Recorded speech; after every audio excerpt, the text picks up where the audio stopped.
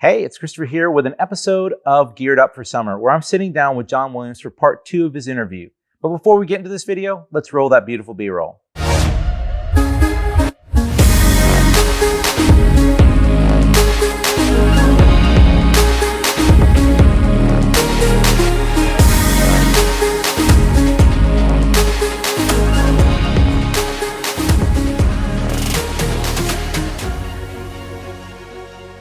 John, thank you so much for being with us again.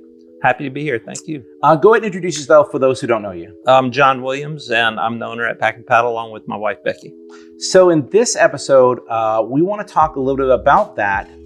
When we left off, we were talking about how your mom needed an outlet to express her entrepreneurial spirit. Right. And at some point, there was a transition. So tell us about that. Sure. Well, I always worked in the business, but in the late 90s, Becky and I also were running another business.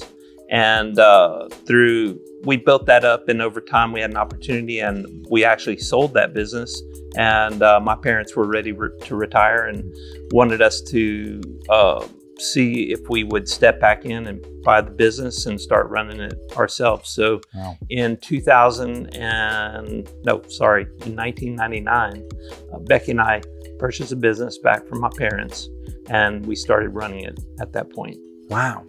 What was that like for you? I mean, it's almost like passing a baton, I feel like. It was, and it's big shoes to fill, and honestly, it's a little scary because a lot of second generation businesses fail. And it was one of the things that really made me worry about taking over the business was the fact that any business can fail for a variety of reasons. Yep. And I didn't want that to be me. So I guess it made me work probably extra hard, but yeah, it's been a joy. I've really enjoyed it. And it's sort of been like another second career. And we've enjoyed morphing the business, changing it, keeping it up to date, and to some degree, bringing it back to its roots more. When PackandPaddle first started, it was packs and paddles, period. Which makes sense. That's all it was. And then we did ski and we did bikes and, added, because she was very aggressive. And what I felt was that as retail got tougher, you needed to be very important to your super fans. Yeah. And so what we wanted to do was to take away the things that weren't central to the business and move more strongly toward things that were central, meaning paddling, especially because we are a paddling paradise here in Louisiana. Absolutely. And hiking. And those, we're gonna rebuild the business based on those two main areas, and that's what we did. Wow. When looking today, obviously the location that you mentioned in the previous video was not here. Tell us a little bit about this build out, because my understanding is that you've actually got. This was built, and the wood was moved here and from a barn. Is that correct? Okay, so the front part of the shop was the wood inside the shop is all wood out of 2 barns that my brothers and I tore down with my grandfather. Wow. When we were 15, I was 15 years old. So for a whole summer, we went out to St. Martinville, pulled this barn down, pulled wood off, took nails out all summer and hauled the wood back here. And my grandfather was a carpenter, so he put the wood all up on the inside of the shop, built all the steps, and built out everything in there. And it's cypress wood, right? It's all cypress. Now, this room, believe it or not, used to contain a motorized ski machine. I was told that. That sounds hard to believe. Absolutely. So during the ski craze, we would teach ski lessons in here, and this entire room was nothing but a ski machine. That's all. There was no inventory in here at all. And isn't there still a mural somewhere behind here? Oh, of a mountain? Absolutely. Yeah. It's all behind that greenwood. And so, yeah, it was a wild and crazy time. But in 2006, when some things happened, Becky and I took a long hike. We hiked from Georgia to Maine on the Appalachian Trail. So 5.5 months on the trail. When we came home, we got a call from our largest competitor for the other business that we were running. They wanted to buy the business, and we were like, yes, we'll do it. And so that allowed us to more strongly work in Pack and Paddle.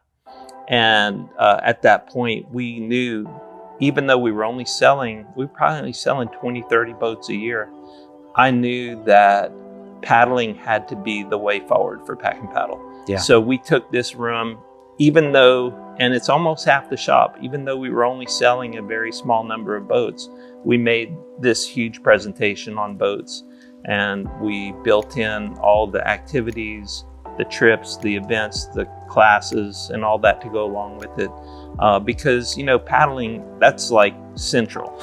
Yeah. Growing up, that's where we started. That's my, you know, that's the genesis.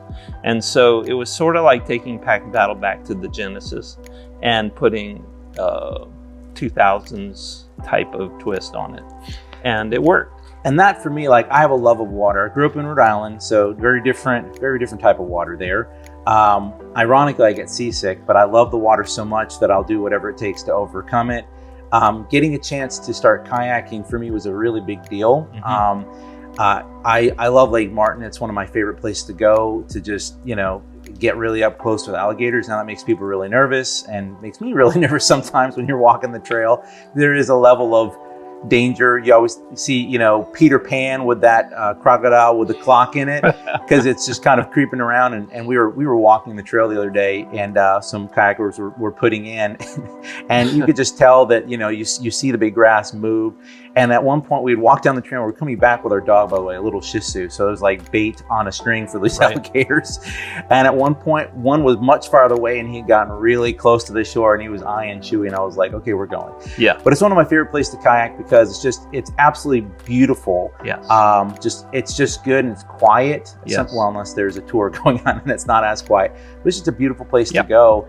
And Louisiana has so many of these awesome, just outdoor waterways that you can find just about anywhere. It'd be hard not to find it. Right. And having a business like this, providing this kind of gear, I think is really, we're very thankful for it. I'm in the market for a new kayak, so I'm committed. I'm not just an interviewer, I'm a client. So I'm looking to upgrade. I had a very inexpensive one, but I'm looking to invest in a little bit bigger one, because I've made a priority to be outdoors more. Yeah. I have a love of it. So Great. we love getting to hear your story. And you know, I think we're going to have to do one more segment where you get to brag on all the things that y'all do, because I feel like for those who don't know your business, we need to just take a few moments to actually talk about that. So that's it for this interview. Thank you so much for sharing your story. Thank you. Appreciate it. For those of you watching, we hope you enjoy this content. Don't forget to hit that like button, press that subscribe button, and hit the notification bell so that you stay up to date with everything we're producing. As always, we hope you're doing well. We hope you're staying safe, and we'll see you in the next one.